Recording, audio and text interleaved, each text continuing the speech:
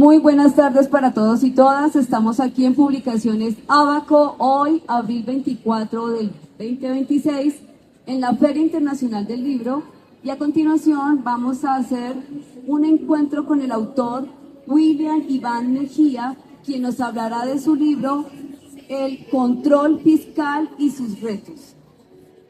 Para los nunca y los nadie que quieren un mejor país. William es economista y abogado de la Universidad Autónoma, con maestría en Derecho Económico, candidato a doctorado en Derecho,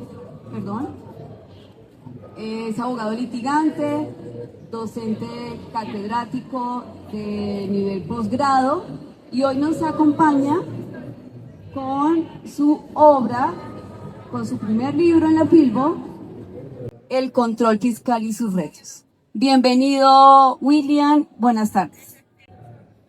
Muy buenas tardes, Patricia. Darle las gracias, primero que todo, a quienes nos acompañan en esta charla de esto que podría uno denominar un logro. Darle las gracias a Abaco por acompañarme en este logro. Yo creo que uno de los temas que uno, como ser humano, a los que se enfrenta es a sembrar un árbol. Mucha gente lo hace muy rápido. Escribir un libro. Sí. ¿Y cuál es el otro? El otro reto. Sembrar un árbol, escribir un libro y tener un hijo. Yo creo que ya cumplí los tres. Ya estoy resuelto en la vida. Y gracias, Abaco, gracias por darme esta oportunidad. Gracias, Patricia, por este espacio.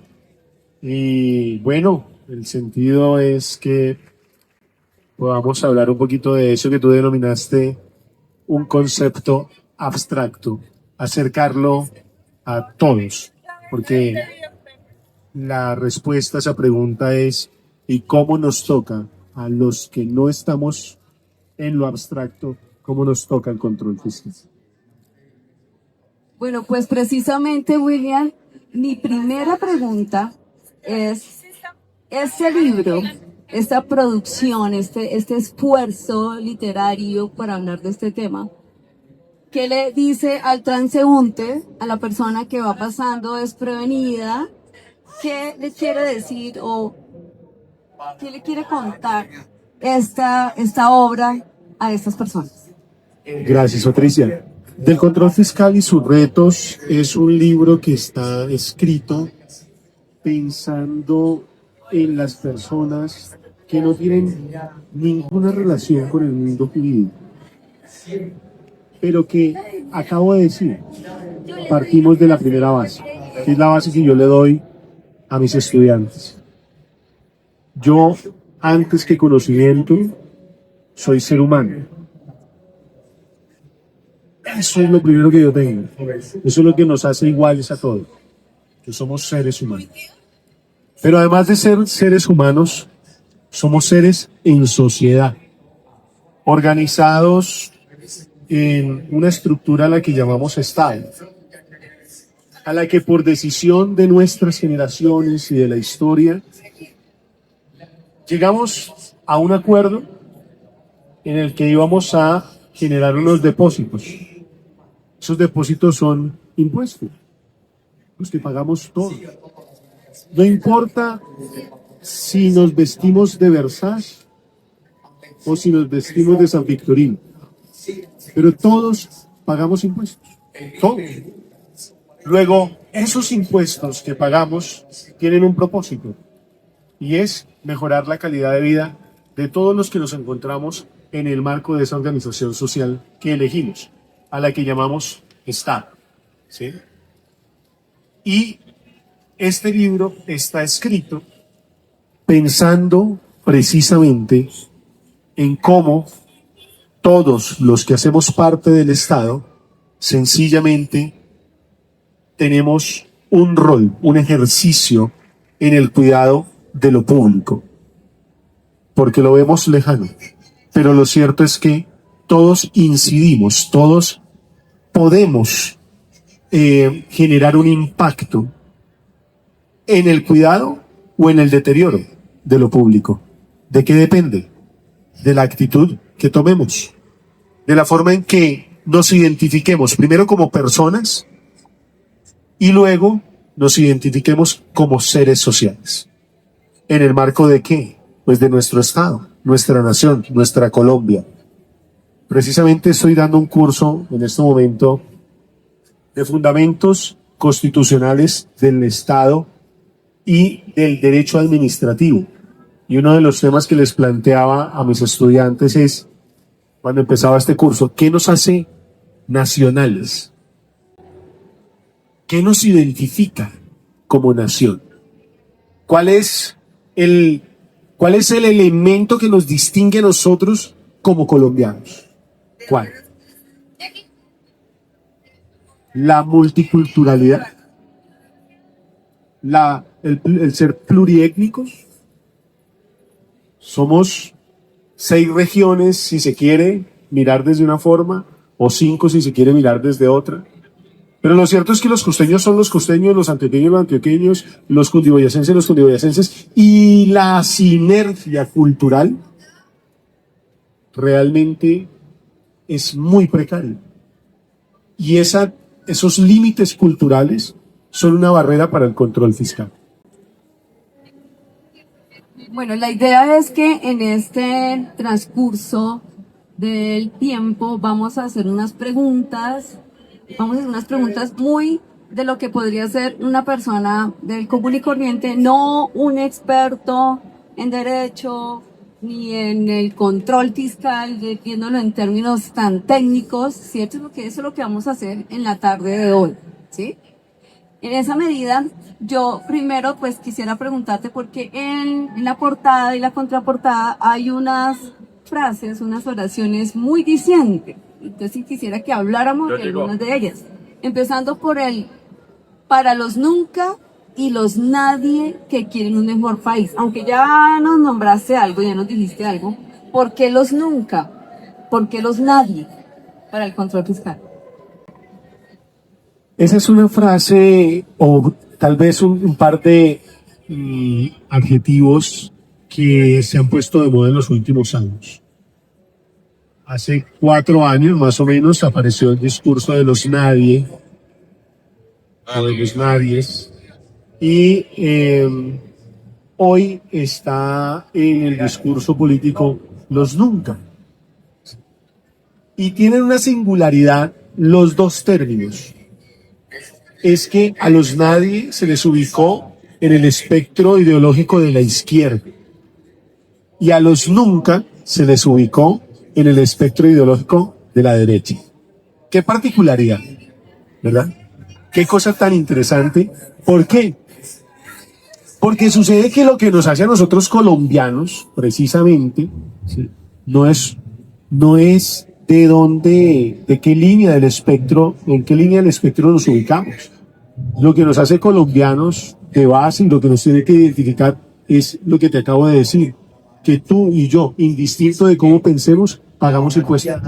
Porque el ciudadano tiene una relación con el Estado, y en esa relación con el Estado, en este caso, de ser el que paga un impuesto, pero también el que tiene unos derechos que ese Estado debe darle, ¿sí? Y en esa relación, en esa simbiosis entre Estado y ciudadano, encontramos esto que está pasando acá, ¿sí? ¿Quiénes son los que realmente acceden o qué es lo que está pasando con esa relación entre el Estado y el ciudadano? Pero vamos un poquito más allá. La frase cierra con algo que es clave y es que no importa tu línea en el espectro ideológico, siempre vas a querer un mejor país. No importa si piensas con una línea de pensamiento progresista o con una línea de pensamiento conservadora.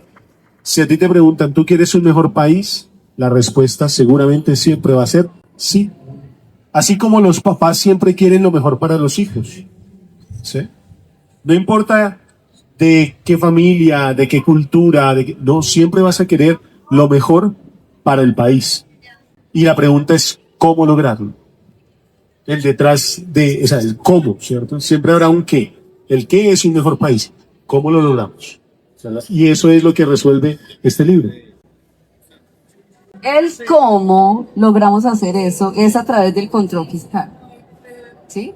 Entonces aquí viene una pregunta. Es un libro muy sencillo, tiene una lectura muy ágil, es un libro muy fácil de comprender, es un libro que lo va llevando paso a paso de manera muy clara, muy objetiva sobre el control fiscal. Algo que parece tan abstracto, creo que cuando uno le dicen control fiscal ya como que se asusta, como que uno dice, no, yo de eso no sé nada. Entonces, el libro tiene un enfoque, yo diría que es didáctico, de alguna manera, con un lenguaje muy sencillo que llega fácilmente a cualquier persona, que puede comprender fácilmente toda esta dimensión del control fiscal. Y me ha gustado muchísimo, la verdad, la manera en que abordaste el libro y desarrollaste esta temática. En esa medida, aquí también encontramos otra frase. Lo público no es de nadie, es de todos. Algo pasa con lo público, ¿no? Hay como un imaginario sociocultural de lo público. ¿Cómo es nuestra relación con lo público? ¿Qué es lo que estamos haciendo con lo público, no? El simple hecho de botar un papel a la caneca de la basura, de llegar a un parque, dañar la silla, de una señal de tránsito, del cuidado que hacemos de cualquier objeto que está, pues, en la ciudad, ¿sí? Entonces, tal vez no tenemos una concepción o tenemos una concepción errada de lo público. Y eso es lo que hace que nuestra relación también sea como caótica con lo público. Digamos que yo podría señalar que el libro tiene una característica especial, Patricia, y es que yo recojo mis experiencias como docente.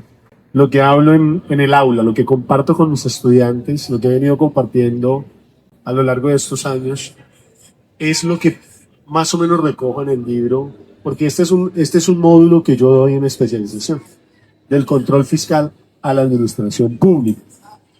Entonces, cada vez que tengo la experiencia o la oportunidad de orientar ese curso, así que es coger todas las sesiones del módulo y ponerlas en este texto. Y uno de los temas que yo abordo en clase es precisamente esto: lo público no es de nadie. O sea, esa frase inicial de lo público no es de nadie es muy importante. ¿Por qué razón? Porque hay ciertos mandatarios, gobernantes, políticos que creen que lo público les pertenece y entonces se lo apropian, pero no se lo apropian como nos lo deberíamos apropiar todos. Entonces, hay dos dimensiones de la apropiación. Una que es la apropiación por sustracción o para la sustracción, ¿sí?, que es sacar de lo público y llevármelo a mi propio bolsillo. Y otra que es la apropiación que podemos hacer con el Estado desarrollado, el parque, el salón de clase, el hospital, la vía pública, el andén, el ornamento de la vía pública, la señalización, ¿sí?, la semaforización. Esa apropiación que hacemos de lo público, que es algo que es bien importante y que creo que nos podría conducir a esta última frase, ¿sí?, que está allí en la portada. Y es cuando tengo la sensibilidad social de no botar un papel en la calle. Desde ahí empieza el concepto de es de todos, lo público es de todos. ¿Y cuando empiezo a dar muestras de que lo público es de todos? Cuando ni siquiera me permito tener un mal comportamiento en la vida pública, ¿sí? Cuando soy consciente de que mi rol en la sociedad implica que el cuidado de lo público implica eso, no atravesarme el semáforo, no botar la basura, ¿verdad? O sea, todo lo que implica cuidar lo público. Esa es la frase final, pero además de ello, hay otra dimensión adicional, el que es de todos, y es que soy además veedor de que eso público todos lo tratemos bien, ¿sí? Que no haya una apropiación en la primera acepción, que es sustraer de lo público y apropiármelo para mi propio interés. Bueno, y ahí vienen otros aspectos que tú mencionas en tu libro, y es que cuando pensamos en control fiscal, pensamos precisamente en eso, ¿no? Como cuidar, revisar, como, digamos, controlar que no haya corrupción o que no hayan otros, que las personas no se roben unos bienes, que lo que tú acabas de decir, pero también hay otras formas de ese control fiscal, por un lado, y otros elementos que tienen que ver con la función del control fiscal, y es, no necesariamente es cuando una persona comete una acción de daño a un bien público, sino cuando las personas son negligentes, cuando abandonan por completo, cuando queda todo, digamos, como a, a voluntad de la nada, ¿sí? Entonces, también es que la negligencia, la omisión, el no cuidar, el dejarlo completamente abandonado, que nos permite también hacer como un control fiscal de eso. Entonces, sería bueno que nos contaras de pronto algunos de los casos en los que, o cuáles son esas funciones de este control fiscal. Me parece importante, Patricia, hacer un pequeño, digamos, detenernos un poco en antes de entrar a ese tema, a esa materia en concreto del control fiscal, de las dimensiones y todo lo demás, hablar de esto que es la empatía social, como la cura para el subdesarrollo. Porque yo creo que eso es un tema crítico. Colombia es un país subdesarrollado, aunque hoy digan que no, que somos un país en vía de desarrollo, ¿sí?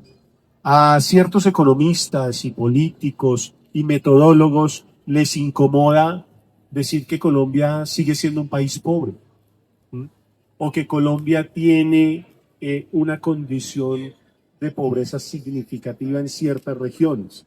Dicho de otra manera, que es un país subdesarrollado, con unos niveles de desigualdad de los más altos a nivel internacional. Claro.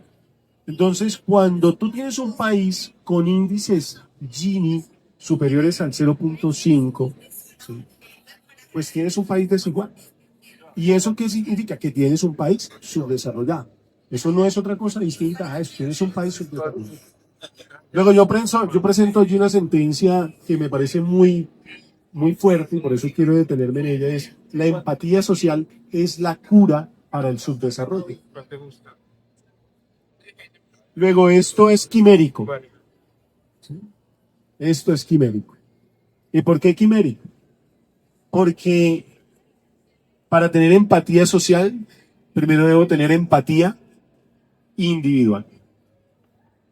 Y para poder llegar a tener empatía individual, una de las cosas que debemos superar es la polarización. Porque si yo te anulo, si yo te excluyo, si yo te desconozco en tu valor humano como persona, ¿sí?, cuando yo empiezo a hablar, perdóname, por eso me vuelvo acá, por eso no quería salirme de la portada, Patricia.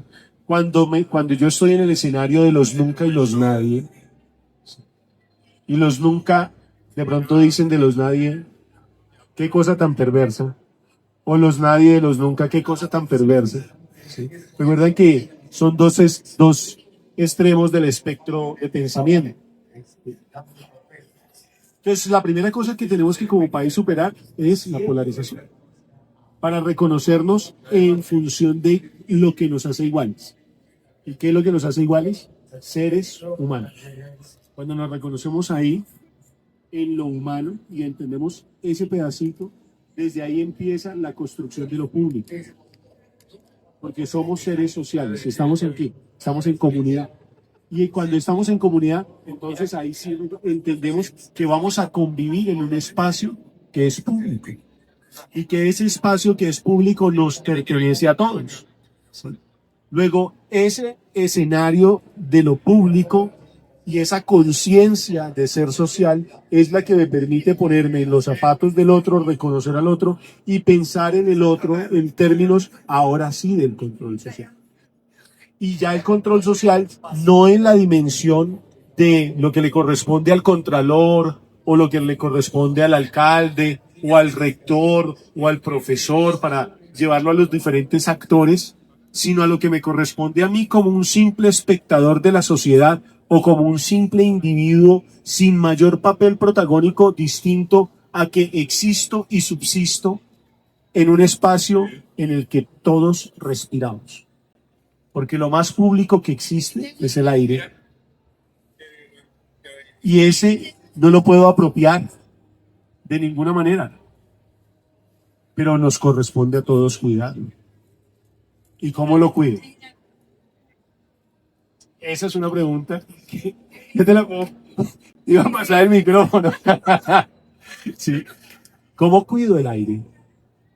Con mis comportamientos, los propios, los individuales.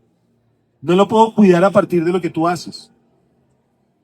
Lo puedo cuidar a partir de lo que eventualmente en mis condiciones personales te puedo llegar a sugerir. Oye, ¿sabes una cosa? Esa chimenea que está allí prendida todo el tiempo está generando una contaminación. Oye, ¿sabes que tu carro deberías hacerle revisión técnico-mecánica para que no genere emisiones? ¿Verdad? A partir de ahí, o sea, a partir de eventualmente que un ejercicio de veeduría. ¿Sí? Desde lo más público que existe, desde donde no existe todavía, digamos, un concepto claro de Estado. El aire no está apropiado por el Estado, está apropiada de las fronteras, pero el aire no. ¿Sí? ¿Qué dicen las organizaciones internacionales frente al tema de el cuidado del ambiente, las emisiones contaminantes y todo lo demás? Entonces se reconoce que hay unos países que son más contaminantes que otros, pero generan unos bonos de compensación y todo este asunto ayuda a que eventualmente por vía de derecho público internacional, es la materia que uno estudia, hayan unos convenios a partir de los cuales los estados se comprometen a compensar el daño que están causando. Pero para volver aquí a donde estamos y no irnos tan lejos, entonces el control fiscal tiene una dimensión que es el control social.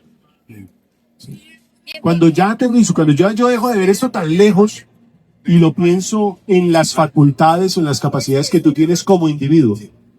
¿Sí?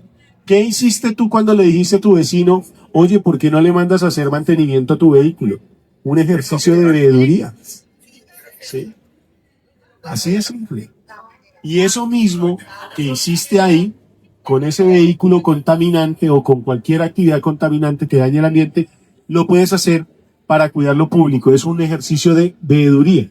Y en ese ejercicio de veeduría aparece el control social. Y en este libro hablamos en extenso del control social y de esas habilidades o esas rutas que una persona del común puede encontrar para cuidar lo que es de todos. Bueno, es que ahí en el libro nos da unas indicaciones, nos va guiando para precisamente cómo ejercer ese control fiscal y nos plantea unas diferencias entre responsabilidad fiscal, gestión fiscal y el control fiscal, ¿cierto? Entonces, digamos que yo quisiera irme ahora hacia un contexto particular que nos compete a nosotros, que nos compete mucho a Abaco. ¿Por qué? Abaco trabaja con los colegios públicos, ese es su contexto, digamos, de su nicho, ¿sí? Y en ese contexto nosotros vemos una pertinencia de este trabajo, de esta producción y de este tema, y es cómo se hace el control fiscal en un contexto escolar, ¿sí? ¿Cómo se puede hacer ese tipo de control fiscal en un contexto escolar? Sabemos que están los gobiernos escolares, que están estas figuras que son los representantes, que son el personero, el contralor, que eso desde hace unos años para acá se nombró esta nueva figura en los colegios, que son los estudiantes de grado 9 y 10 que se pueden presentar como contralores, y tenemos, digamos que creo que ya se viene dando en la cultura, en la sociedad, esa palabra del contralor, de fiscalizar, de ser veedor, creo que está entrando fuertemente como en la sociedad, ¿sí? Lo vemos en los líderes comunales, lo vemos en las personas que, por ejemplo, en las juntas de acción comunal, en las propiedades horizontales, vemos que incluso hay que nombrar, ¿cierto?, al revisor fiscal. Entonces, digamos que este es un tema que sí pareciera como que eso le compete allá al contralor, a los abogados, a los jueces, pareciera que son a los expertos allá como en unas categorías altas de la sociedad, pero resulta que podemos encontrarlo fácilmente ahora en cualquiera uno de los roles que las personas que ejercen en diferentes ámbitos. Entonces, ¿cómo sería esto, el tema del control fiscal en un contexto escolar? Gracias, Patricia, pero antes de eso, permítame darle la bienvenida a mis estudiantes de especialización, a quienes les comparto el lanzamiento de este libro del control fiscal y sus retos para los nunca y los nadie que quieren un mejor país. Espero que lo compren. Y adicionalmente les invito a, pues como a conocer un poco de los motivos, los temas que están aquí escritos. Este libro de pronto lo podrán ustedes tener como un elemento de estudio, un texto de estudio para ese módulo del control fiscal en la administración pública. Y para responder a tu pregunta, muchachos, cuando terminemos la entrevista, continuaremos en nuestra sesión. Hoy acá desde la Filbo estaré hablando con ustedes de nuestros últimos temas del curso. Entonces, Patricia, en el ámbito escolar, ¿cómo hacer control fiscal? ¿O qué diferencias hay? Empecemos por ahí. ¿Qué diferencias hay entre control fiscal, responsabilidad fiscal y gestión fiscal? Esos son tres asuntos bien importantes.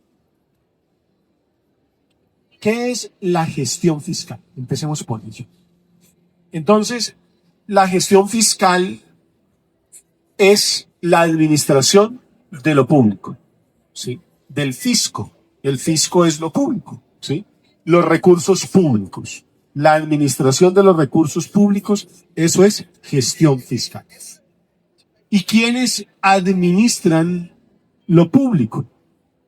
Pues en quienes recae, ¿sí?, la labor de ordenar el gasto, alcaldes, gobernadores, ministros, todos los que tienen la facultad de ordenar un pago. Ellos son gestores fiscales de base, porque son los rectores de los colegios, ¿sí?, los gerentes de los hospitales, claro, porque ellos ordenan el pago, ¿sí? Ordenar el gasto es ordenar el pago, ¿ya? Entonces, ellos son de base gestores fiscales, ¿sí? Y esa fue la primera dimensión, o digamos, la definición por excelencia del gestor fiscal. Pero luego se empezó a identificar que la administración de lo público no estaba exclusivamente en cabeza de los ordenadores del gasto, sino que la gestión de lo público estaba asociada también a el cuidado de lo público. Entonces, mira que una cosa es administrarlo, pero otra cosa es cuidarlo, ¿cierto? En el cuidado de lo público, entonces ya entramos todos, incluidos los particulares que no tenemos una relación directa con la gestión del gasto, ¿sí?, sino que se nos entrega un computador, un tablero, para hablar del ámbito escolar, unos baños, unas baterías de baño en el colegio, ¿sí?, un refrigerio, ¿verdad? Se nos entrega elementos de ayudas didácticas como computadores, de ayudas tecnológicas, computadores, tablets, tableros inteligentes, video bins, etcétera. O sea, todo lo que uno encuentra en el colegio. Y entonces, todo eso estaría bajo única y exclusivamente la responsabilidad del rector, ¿no? Acabábamos de hablar de la empatía social. ¿Y dónde nace la empatía? En el joven, en la casa, con la formación de principios y valores. Cuando me dicen, yo debo ser solidario, debo ser una persona capaz de reflexionar con el otro y ponerme en los zapatos del otro. Entonces, la gestión fiscal en el ámbito escolar pasa inclusive por el estudiante. Porque el estudiante es el ciudadano, el futuro ciudadano. Hoy es la persona, es el ciudadano. El que ya mañana no va a estar en la calle, perdón, no va a estar en el colegio, va a estar en la calle. ¿Sí? Va a estar en el trabajo, exactamente. Y de repente, si no aprende a cuidar lo público desde que está en el colegio, probablemente cuando llegue al ejercicio de su ciudadanía, pues tampoco va a tener la empatía de cuidar lo público, ni le va a interesar. Y ese experimento social, de hecho, es el que venimos viviendo. La indiferencia social, que es el contrario, ¿cierto? El antónimo de la empatía social es la indiferencia social. La indiferencia social es la que te dice o te explica por qué hay un 49% de abstención en la votación. ¿Sí es? ¿Pero por qué es? ¿Porque somos indiferentes per se? No, porque no nos enseñan, porque no nos hemos formado. Luego, la gestión fiscal, el lugar donde nace por excelencia, es en el ámbito escolar. Porque es allí donde el docente, quien ya es un ciudadano formado, sensible, con aptitudes para la conversión o la formación de habilidades y competencias en el estudiante, en el joven, saquémoslo de la órbita del estudiante y pongámoslo en la naturaleza humana, en el joven, ¿sí? En el joven que está absorbiendo información, absorbiendo contenido y preparándose para la existencia. Es allí donde podemos dejar las semillas de lo que puede ser un adecuado ser humano en sociedad. ¿Sí? Un adecuado ser humano en sociedad es aquel que aprende desde niño a que si bota el refrigerio, está perdiéndose plata que es de todos. A que si raya y daña el pupitre, está dañando plata que es de todos. Si daña el baño, está dañando un bien que es de todos. Si lo raya, si lo parte. No solamente nos está dañando el bien, ¿cierto? No afectando el bien, sino que está perjudicando, quitándole la oportunidad de acceder a un derecho, que es el del uso de ese baño, que es la alimentación como tal, que es la educación como tal. O por ejemplo, en el caso del transporte, ¿cierto? Que si daño el parque, pues es el derecho que tiene la recreación, de estar en un espacio abierto, libre. ¿Sí? Bueno, creo que nos fue como de pronto está la respuesta un poco más por, ¿cierto? Bueno, ahora yo te quiero preguntar con respecto al libro. ¿Qué viene ahora? Tú hiciste este intento, estás recogiendo lo que has venido trabajando por muchos años, desde tu profesión, desde tu carrera, tu experticia.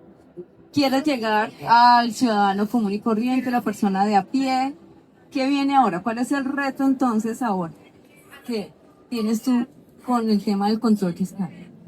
¿Tú qué crees que sería el siguiente paso? Yo creo que cuando uno publica en cualquier formato, lo que quiere es compartir. O sea, yo creo que el sinónimo de publicar es compartir, contar. Y lo que yo estoy haciendo a través de este libro del control fiscal y sus retos es contándole a las personas que no son expertas en derecho, de una manera sencilla, de una manera simple, aproximando esos elementos que le permiten ser un veedor ciudadano, un gestor fiscal en el sentido amplio de la palabra, del concepto, del término. El que cuida lo propio, cuida lo ajeno, decían los abuelos. ¿Sí? Luego, yo sé que hay muchas personas que tenemos esa conducta, cuidamos lo propio y nos gustaría cuidar lo ajeno, pero no sabemos cómo hacerlo.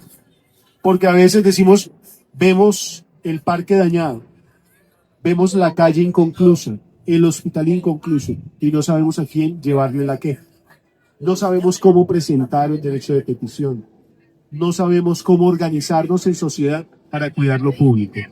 Lo que yo pretendo en este libro es compartir ese conocimiento para efectos de que las personas que no tienen ese conocimiento especializado aprendan cómo se puede hacer, de una manera sencilla, de una manera clara, de una manera concreta, y que sepan qué puerta tocar, para que el funcionario que tiene las competencias, que tiene las facultades, accione y responda a esa persona, a ese ciudadano o a ese grupo de ciudadanos de manera oportuna, y de esa manera se fortalezca el cuidado de lo público en todo el territorio nacional. Bueno, entonces concluiríamos, ¿sí? Concluiríamos con lo que preguntas tú acá, y es, ¿nos resignamos al abandono o protegemos la esperanza? Sí.